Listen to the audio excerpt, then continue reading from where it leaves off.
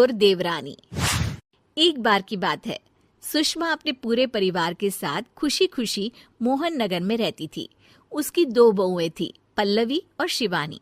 एक दिन दोनों बहुएं रसोई में काम कर रही होती है कि तभी उनकी सास सुषमा उन्हें बुलाती है। अरे बहू, जरा इधर तो आना। शिवानी, जरा जाकर देखना सासू माँ क्या कह रही हैं। दीदी आप ही देख लो ना जाकर, आपको भी तो सुनाई दे रहा है। अरे मैं आटा गूंद रही हूँ ना, तुम चली जाओ।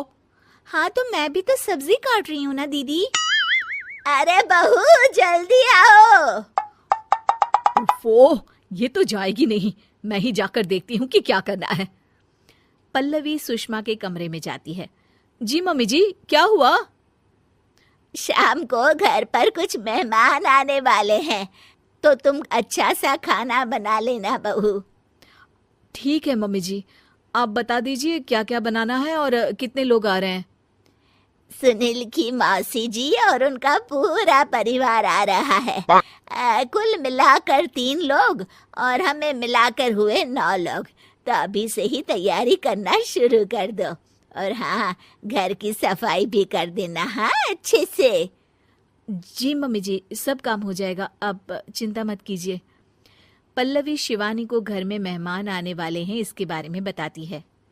क्या 9 लोगों का खाना बनाना होगा, घर की सफाई करनी है? बाप रे, सासू माँ ने तो हमें घर की नौकरानी ही समझ कर रखा है।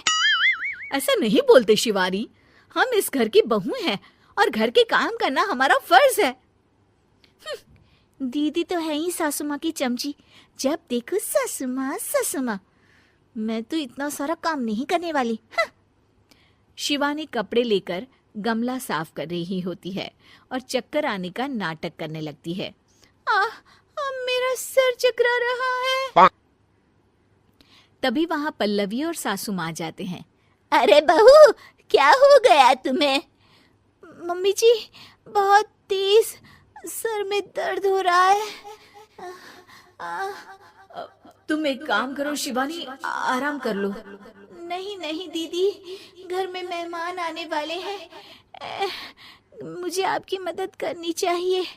अरे कोई बात नहीं शिवानी, तुम आराम कर लो, मैं सब काम कर लूंगी। ठीक है दीदी, अगर आप इतना कह रही हैं तो आराम कर लेती हूँ।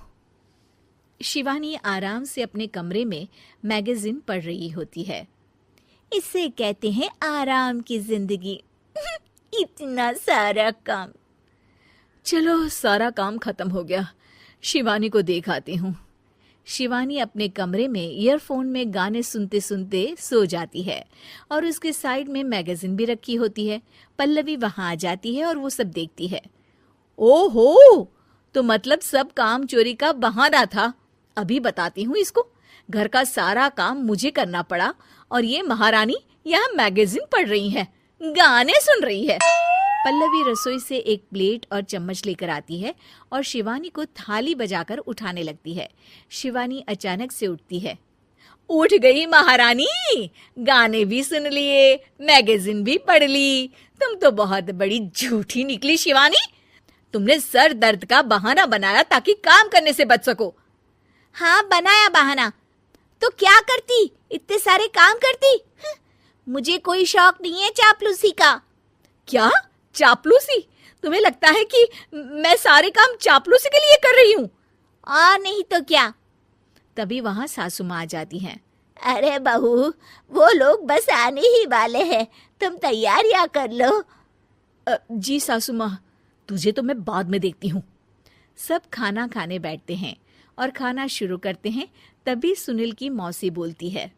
वाह भाई वाह, खाना तो बहुत ही अच्छा बना है सुषमा जी, एक एक चीज में क्या स्वाद है। ये सुनकर शिवानी मुंह बना लेती है।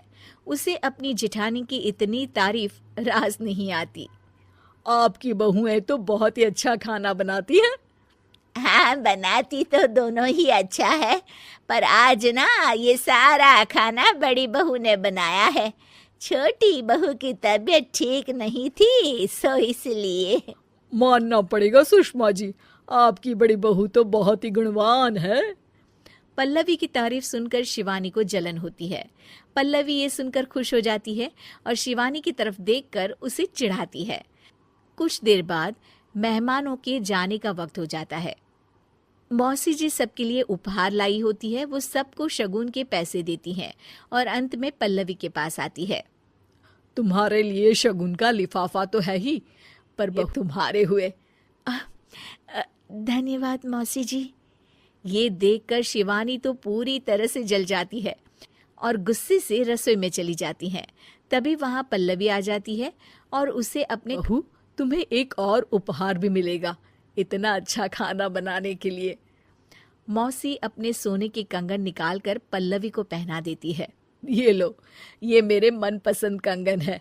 अब से ये कंगन दिखाने लगती है। देवरानी जी, अब आपका सर दर्द ठीक तो है ना? मुझे लगता है कि अब सर दर्द शुरू हो गया होगा आपका।